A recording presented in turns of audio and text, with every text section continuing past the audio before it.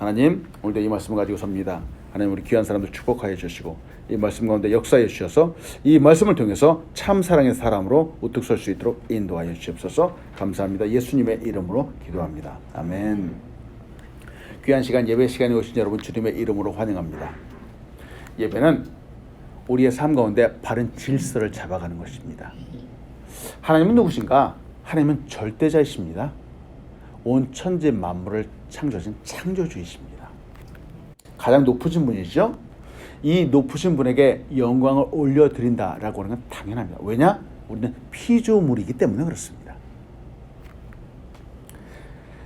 당연히 영광을 올려드려야 되겠죠. 이를 예배를 통해서 올려드리는 겁니다. 이것이 바로 질서이고 이것이 기쁨입니다. 문제는 세상 사람들이 이 질서를 모른다라고 하는 겁니다.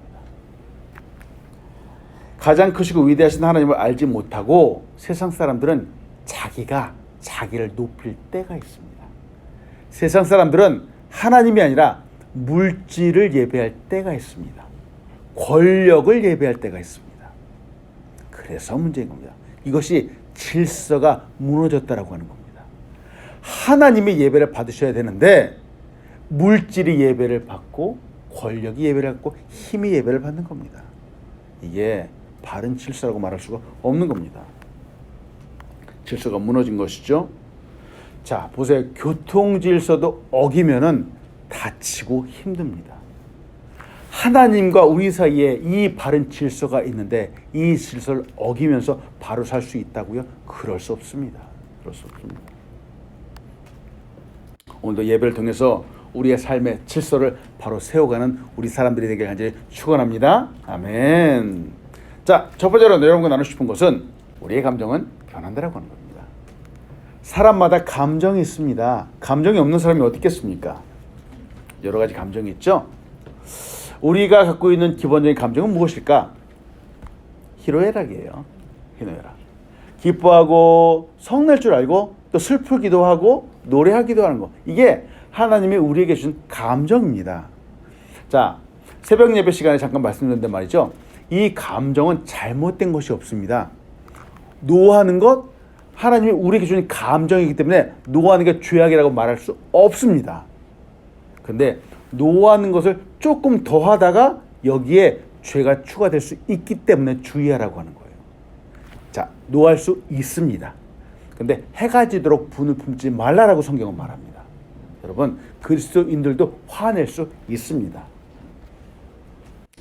자, 우리는 기쁜 날도 있고 슬픈 날도 있습니다. 화낼 순간도 있고 즐거운 때도 있습니다.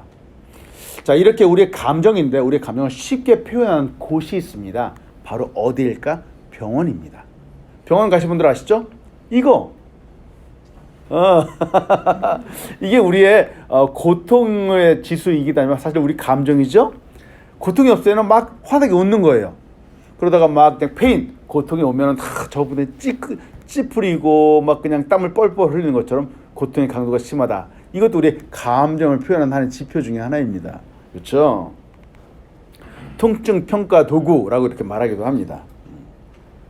통증에 따라서 우리의 감정이 어떻게 변하는가 그걸 말하는 거죠. 자, 이런 것들을 보고 나서 사람들이 이제 어디에 이용하느냐? 컴퓨터 또 스마트폰 카카오톡에다가 이 감정들을 표현을 하기 시작했어요. 어떻게? 이렇게. 다양합니다. 웃기도 하고 저렇게 눈물을 흘리기도 하고 삐지기도 하고 여러 가지 이런 감정을 표현하는 이모티콘이라 그럽니다. 이모티콘. 이게 모두 우리 감정을 표현하는 거예요. 저도 이 이모티콘이라고 하는 이거를 자주 보냅니다. 우리 권사님들이 저에게 카톡을 보내요. 메시지를 해요. 목사님 어떻게 지내세요? 그러면 저도 이제 잘 지냅니다 하고 있는데 제가 정말 시간이 없을 때는 저는 이걸 보냅니다. 띡. 감사하다라고 하는 표현이에요. 자, 이 하나만으로도 저의 마음을 전달할 수 있어서 이 이모티콘이라고 하는 이 감정 도구를 잘 활용하기도 합니다. 사람들이 보통 이제 희노애락이라고 하는 4가지 있는데 보통 7가지 정도를 갖다 얘기를 하기도 해요.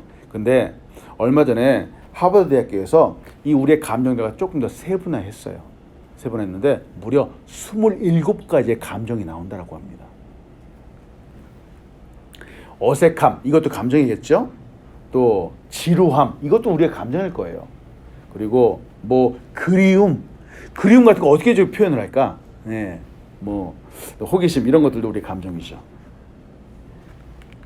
자, 근데 과거에는 우리 이 감정을 표현할 때 말이죠. 우리가 꼭 설명을 했어요. 설명을 했는데 지금은 이 이모티콘 하나만 딱 보내면 저 사람의 마음 상태가 어떻구나. 딱 그림 하나만 보고 단번에 알아차립니다. 자, 이렇게 아주 단순해졌죠? 보세요. 우리의 감정은 정말 다양합니다. 정말 다양하죠. 이제는 다양하다 못해 복잡합니다. 복잡합니다. 이런 감정을 맞추며 살아가다 보니까 이젠 골치가 아프기까지 하는 거예요. 자, 이렇게 감정에 따라서 살면은 우리 인생이 변화무쌍합니다. 어떨 때는 하늘이 맑은 것처럼 참 맑고 기분 좋다가 어떨 때는 갑자기 막 비가 내리는 것처럼 찌푸리기도 합니다. 이게 우리의 감정이죠. 복잡하죠. 한 번은 이랬다가 또 다음 날은 저랬다가 이게 종잡을 수가 없는 겁니다. 이런 감정을 그래도 나름대로 잘 알아보는 사람이 있는 반면 우리 남자들은 잘 모릅니다. 남자들은 이 감정이 어떤지 잘 모르는 거예요. 그래서 남자들은 잘 몰라서 힘들어하고 여자들은 이 내 마음을 알아주지 못해서 답답해한다 그러고 그래서 이런 고구마 같다라고 하는 표현들도 나오지 않습니까? 이렇게 다양하니 감정을 따라서 살아간다라고 하는 것은 여러분 참 위기 가운데 살아가는 것 같다라고 말할 수 있습니다.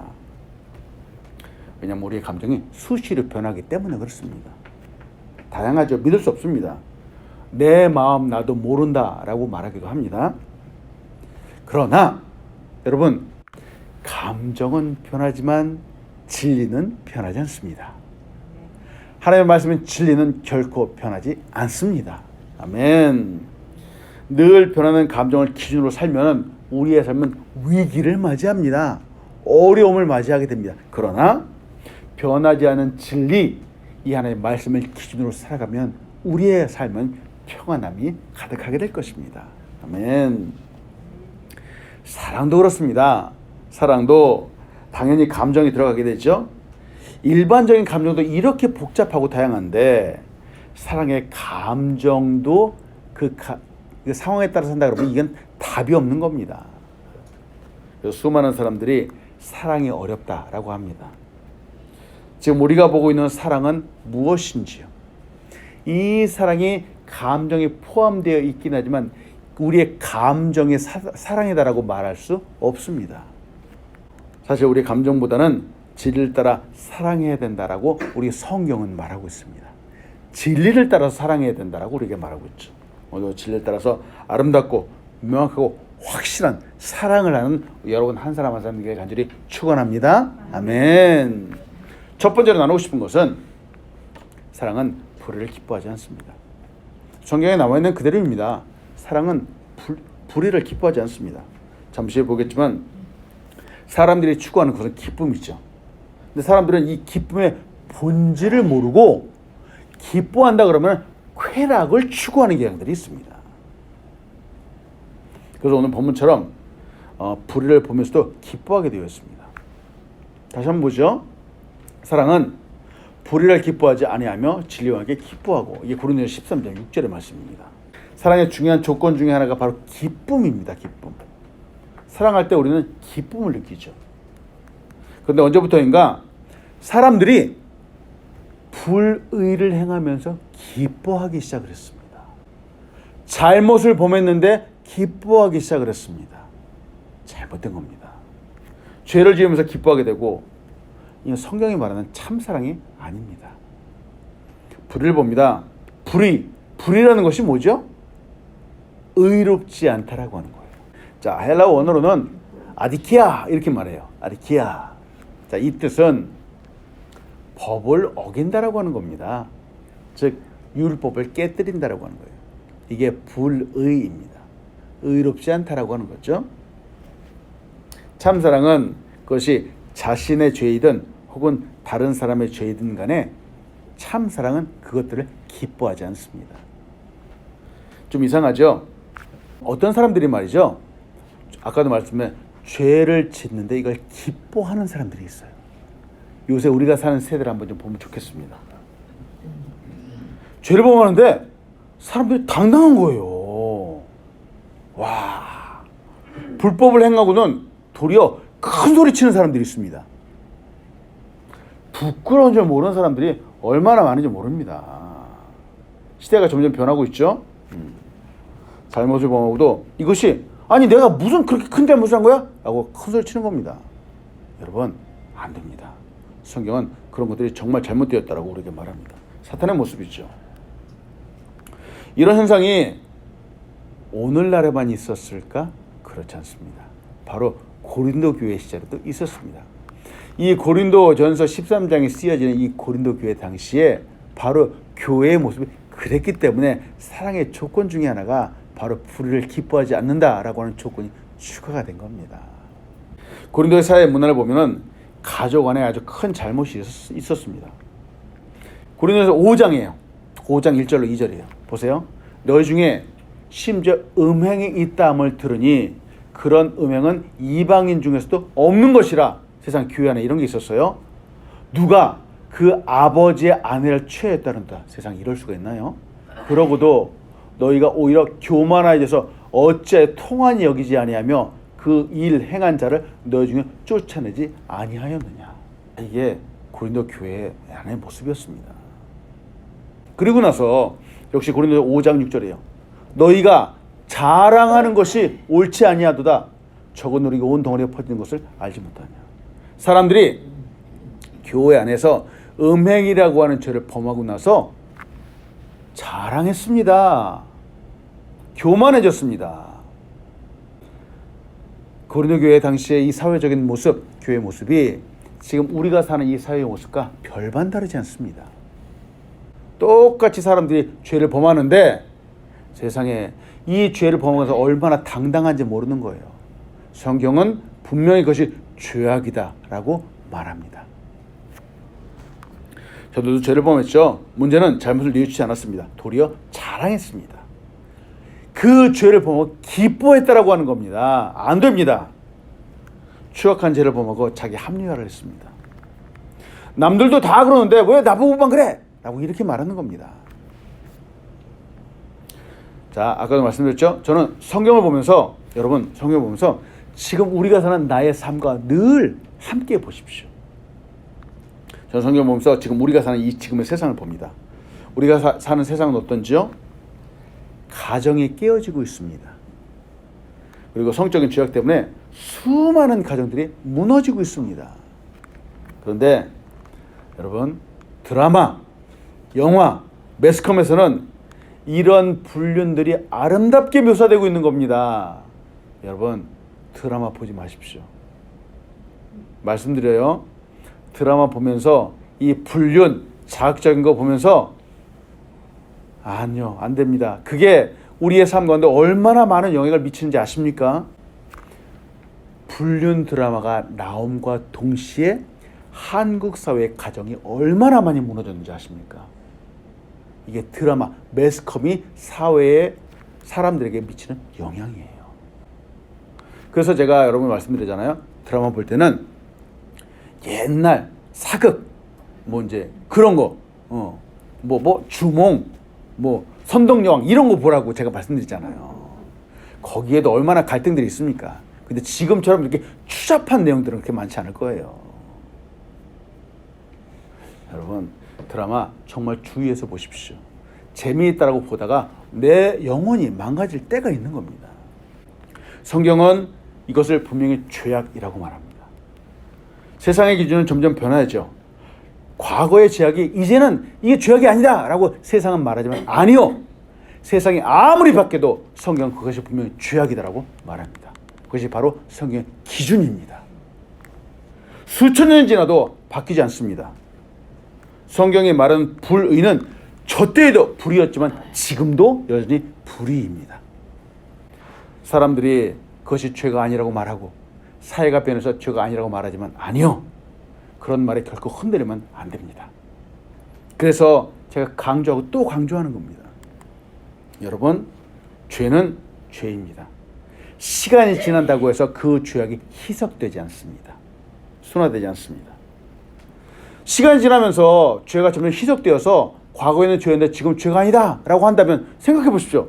예수님의 십자가가 소용이 있겠습니까? 수십 년 지나고 수백 년 지나서 그 죄악이 아니라고 하면은 예수님 십자가는 더 이상 십자가로서의 의미가 없는 겁니다. 여러분, 죄악은 죄악입니다. 시대가 아무리 바뀌어도 변하지 않습니다. 그래서 예수님이 우리를 위해서 십자가에 죽으실 수밖에 없는 겁니다.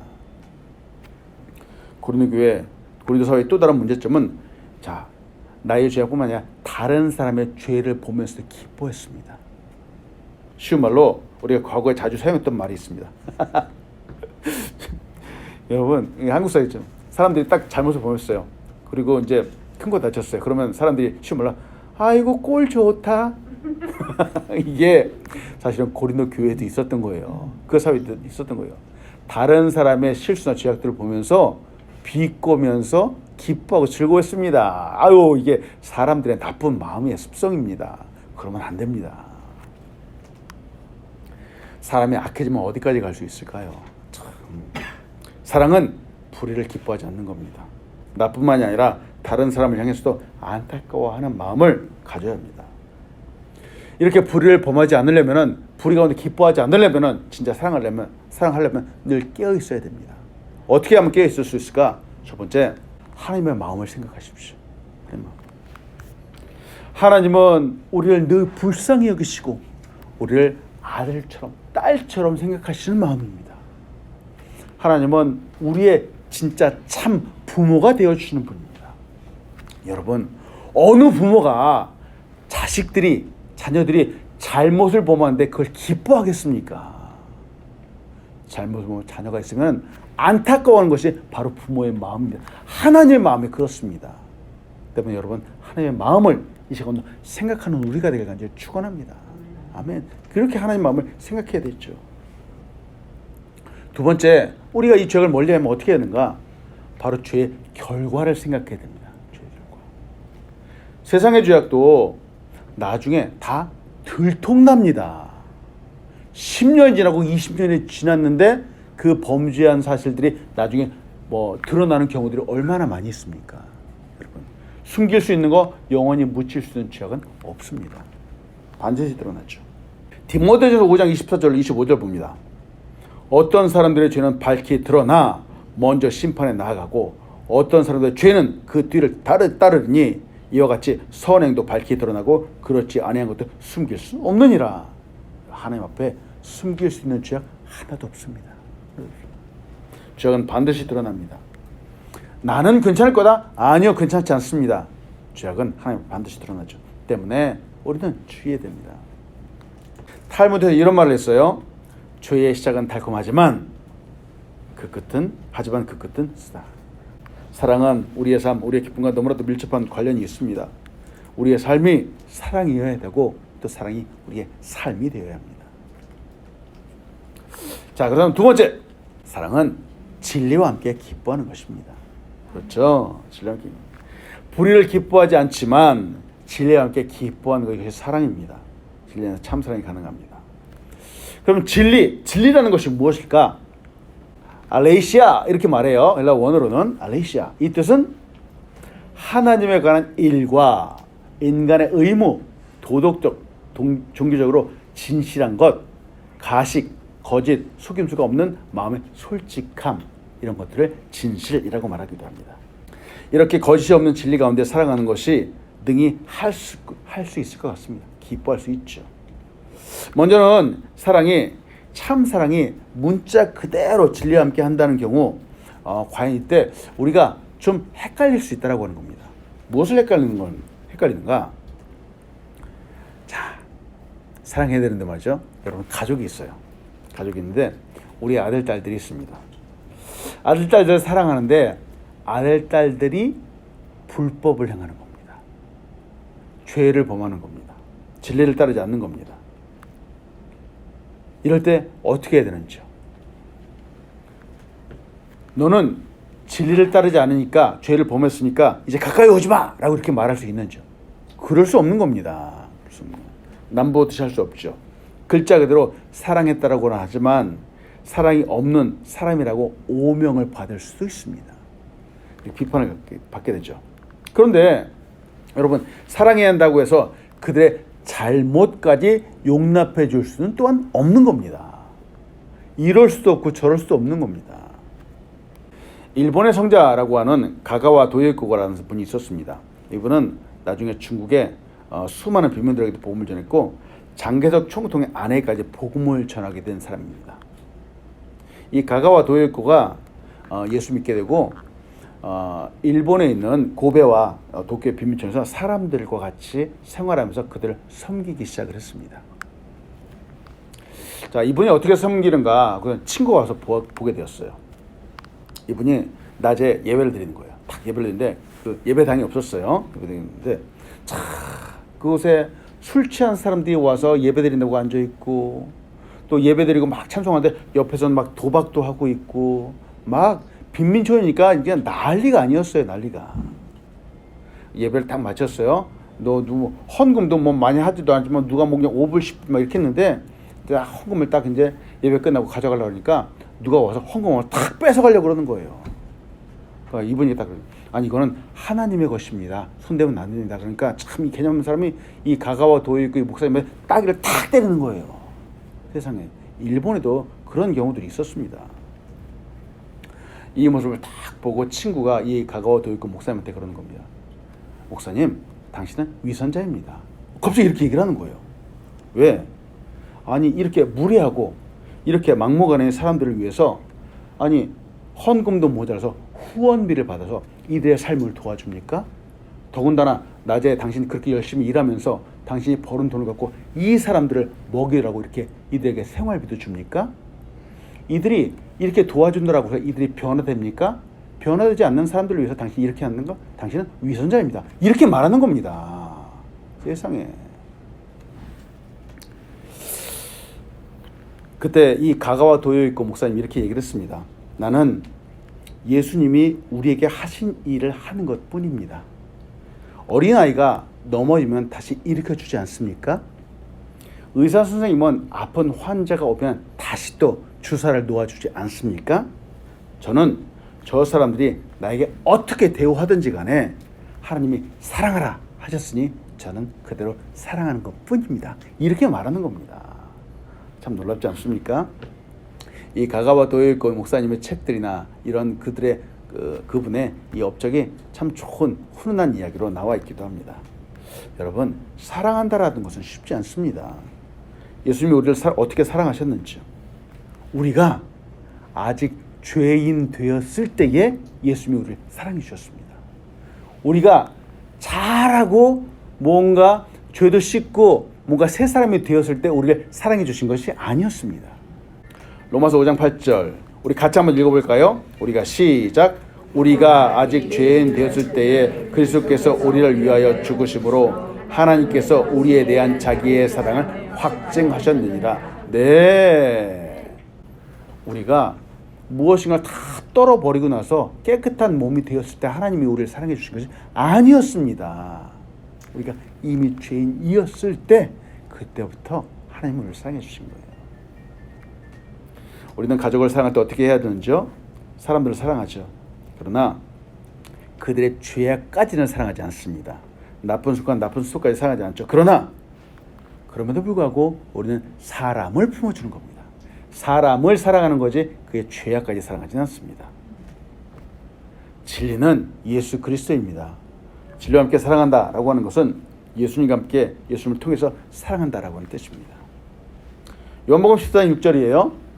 예수께서 이르시되 내가 곧 길이요 진리요 생명이니 나로 말미암자고는 아버지께로 올 자가 없느니라 라고 이렇게 말합니다.